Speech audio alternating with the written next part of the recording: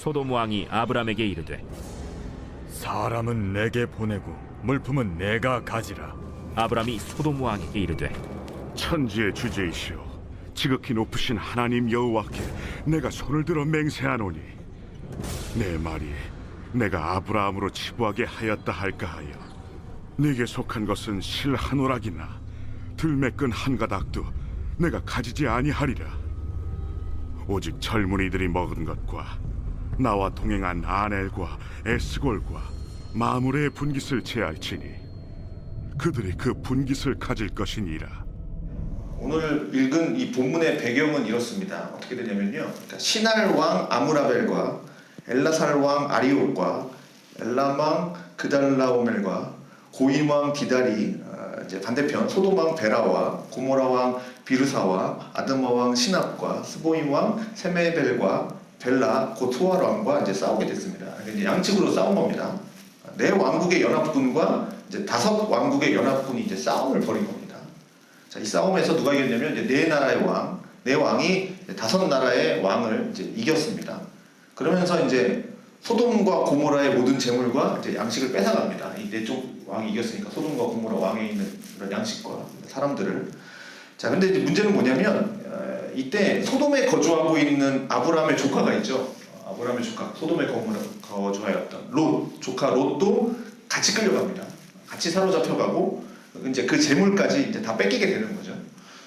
당시 아브라함은 마무리 족속에 있는 마므레의 이제 상수리 숲을 근처에서 이제 거주하고 있었는데 이 소식을 들은 거죠. 조카 롯이 이제 지금 사로잡혀갔다라는 소식을 들은 겁니다. 그래서 이 소식을 들은 아브라함은 어떻게 됩니까? 집에서 이제 길리고 훈련된 자 318명을 이제 거느리고 단까지 쫓아가서 이제 밤에 이 네 나라의 왕 그들과 이제 싸워서 이제 승리를 하게 되는 겁니다. 그러면서 이제 모든 빼앗겼던 재물 그리고 자기의 조카 롯과 그의 또 재물과 또 부녀와 친척들을 이제 다 데리고 오는 거죠. 이제 318명 데리고 가서 이제 네 나라의 족속과 싸워서 이겨서 데리고 온 겁니다. 자, 이렇게 아브라함이 네 나라의 왕국을 이기고 다시 돌아오게 되니까 이제 이 반대편 소돔 왕이 그를 이제 영접하는 거죠. 자기는 패했는데. 그러면서 이제 소돔 왕이 아브라함에게 이제 이렇게 제안을 하는 겁니다. 사람은 내게 보내고 물건은 네가 가져라. 이제 이렇게 얘기한 겁니다. 어떻게 보면 이것은 소돔 왕이 아브라함에게 하는 통 큰 제안처럼 보일 수 있겠죠. 뭐 사람은 소돔 사람이니까 소돔 왕이 데려가는 것은 뭐 당연한 것일 거고 재물도 원래는 소돔 거 아닙니까? 원래는 이제 뺏겼으니까. 그런데 소돔 왕이 가져가는 것이 당연한 것일 수도 있는데 그런데 소돔 왕이 통 큰 제안을 하는 것처럼 보이죠. 사람은 내게 보내고 재물은 네가 가져라. 이렇게 하는 것이니 아브라함의 입장에서는 얼마나 좋은 기회입니까? 이 땅에서 지금 아브라함은 이 갈대아우를 떠나서 그 나그네와 같이 지금 살아가고 있습니다. 그러한 아브라함이 지금 나그네처럼 사는데 부를 축적할 수 있는 기회가 되는 거죠. 또 자신의 입지를 얼마나 또 굳건하게 할 수 있는 기회가 됩니까? 정말 좋은 기회죠. 물품도 갖고 내가 이런 소문이 나면 자신의 입지를 또 굳힐 수도 있고. 그런데 아브라함은 이런 소돔 왕의 제안에 어떻게 반응을 하냐면 아브라함은 이 소돔 왕의 제안을 거절합니다. 여기서 우리는 좀 2가지를 보게 되는데 우선 첫 번째로 아브라함이 소돔 왕의 제안을 거절한 이유가 이겁니다. 이 말이 내가 아브라함으로 치부하게 하였다 할까라는 이유입니다. 그러니까 나오죠. 23절에 보니까 내 말이 내가 아브라함으로 치부하게 하였다 할까 하여 내게 속한 것은 실 한 오락이 하나 들매끈 한 가닥도 내가 가지지 아니하리라 이렇게 얘기한 겁니다. 치부하게 하였다 할까 이게 무슨 말이냐면 이 말은 즉 소돔 왕이 내가 아브라함 너를 부자 되게 만들었어. 내가 한 거야. 아브라함 부자 되게 한 거 내가 한 거야. 이런 말인 겁니다. 치부하게 하였다 할까. 그래서 아브라함이 부자가 되고 이 땅에서 영향력을 크게 끼치는 사람이 되었다. 만약에 그렇게 됐다라고 한번 생각해 봅시다. 그럼 그때 소돔 왕이 사람들에게 이제 이런 말을 하는 거죠. 내가 그때 아브라함에게 재물 줬기 때문에 나 때문에 부자 될 수 있었어. 소돔 왕은 이렇게 자신이 아브라함을 부유하게 만들었다고 떠들고 다닐 만한 사람이었던 거죠. 그런데 아브라함은 이런 평가를 받고 싶지 않은 거죠. 그렇게 치부당하고 싶지 않은 거죠. 왜 그러냐면 아브라함이 이렇게 부유하게 되고 그 땅에서 영향력을 발휘하는 존귀한 사람이 된다면 그게 과연 소돔왕이 준 재물 때문에 그렇게 된 거냐는 거죠. 아니죠. 이것은 모두 하나님의 약속이 이루어지는 거 아닙니까? 갈 바를 알지 못하고 떠났던 그 하나님의 약속을 의지하고 그래서 이루어지는 거고 하나님의 보호하심과 하나님의 축복 속에서 이루어지는 거죠. 그러니 자신이 소돔왕 때문에 내가 부자가 됐다.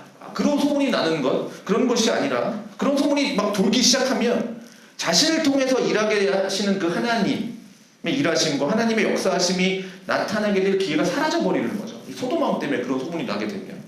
그래서 아브라함은 하나님의 도움으로 사는 게 아니라 뭐 소돔왕의 도움으로 사는 사람이 돼버리는 거고 그렇게 되면 하나님의 능력이 이렇게 감소하게 되고 마는 거죠.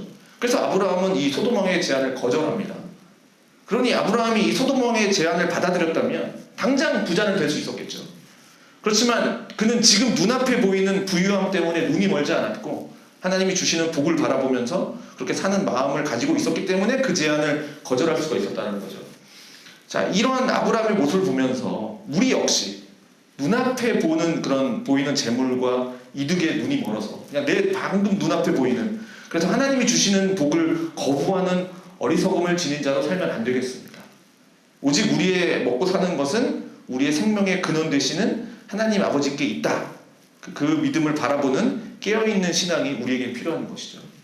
자, 두 번째로 아브라함은 자신의 소임에 대한 보상을 받지 않는 모습을 보이고 있습니다.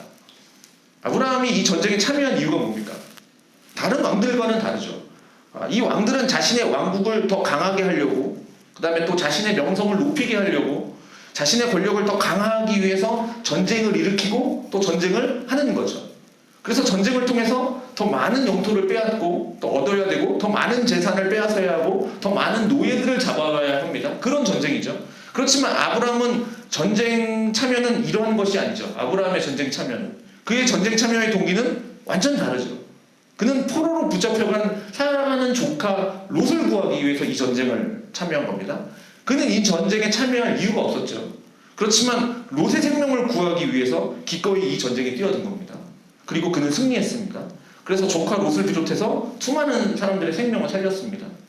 그렇다면 이 전쟁의 최고 수능자는 누구냐? 바로 아브라함이겠죠. 그래서 그는 전리품을 받을 충분한 이유와 권리, 자격까지도 있었을 겁니다. 그렇지만 아브라함은 이것을 받지 않았다는 거죠. 그는 이것으로 자신의 공적을 자랑하고 자신의 능력을 내세우고자 하는 마음이 없었기 때문입니다. 자신의 수고로 보상을 받으려는 마음도 없었기 때문입니다. 그는 딱 하나였죠. 그저 그냥 자신이 사랑하는 조카의 생명을 구하기 위해서 그냥 이 전쟁에 참여하는 것, 그게 목적이었습니다. 이처럼 영혼을 살리는 일은 전쟁에 참여하는 것 같이 위험한 일이고 자신을 희생하는 일이지만 이 희생과 수고를 통해서 또 내가 모두 수고했으니까 뭔가 보상을 받으려고 하는 마음으로 이 일을 하는 게 아닙니다.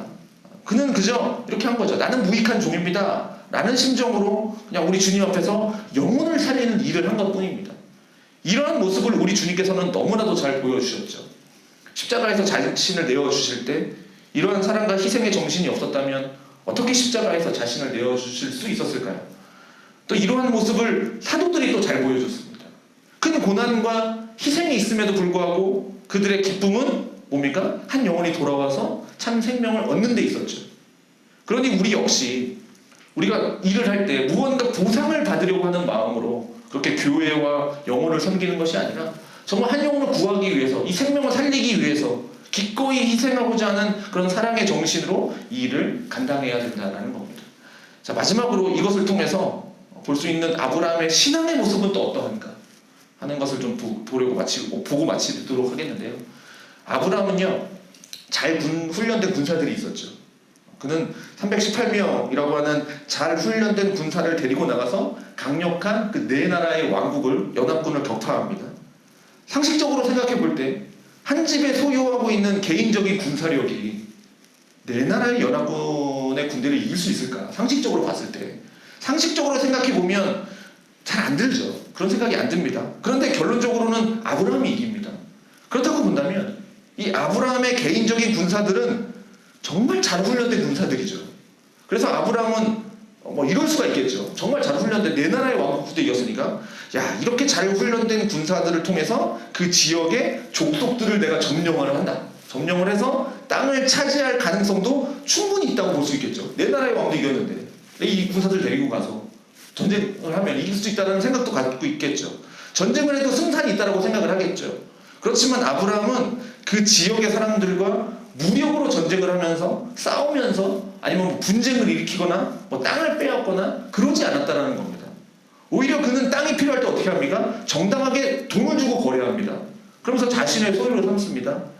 이것이 하나님의 약속을 바라보는 믿음의 사람이 보여주는 인내라는 거죠. 약속을 지키시는 그 하나님을 바라보는 아브라함의 신앙의 고백의 모습이라는 겁니다.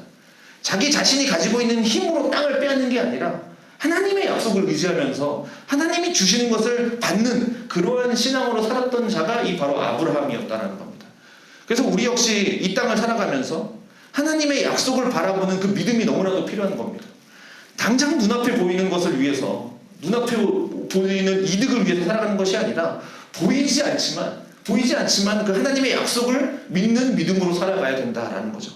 내 힘으로 무언가 이룰 수 있다라고 생각할 수 있는 그런 유혹이 있을 때에도 나는 아무것도 할 수 없는 무익한 자다, 연약한 자다라는 것을 하나님 앞에서 깨닫고 내가 살아갈 수 있는 힘은 오직 하나님 아버지를 의지하면서 하나님께 기대어 사는 그런 견고한 신앙으로 살아가는 것, 그것에만 있다라는 것을 생각하면서 이것이 오늘 우리에게 필요한 모습이라고 말하고 싶습니다. 자, 우리 모두에게 그러한 겸손한 믿음의 모습이 있기를 바라겠습니다. 하나님만이 우리의 왕이시며 우리의 생명이시니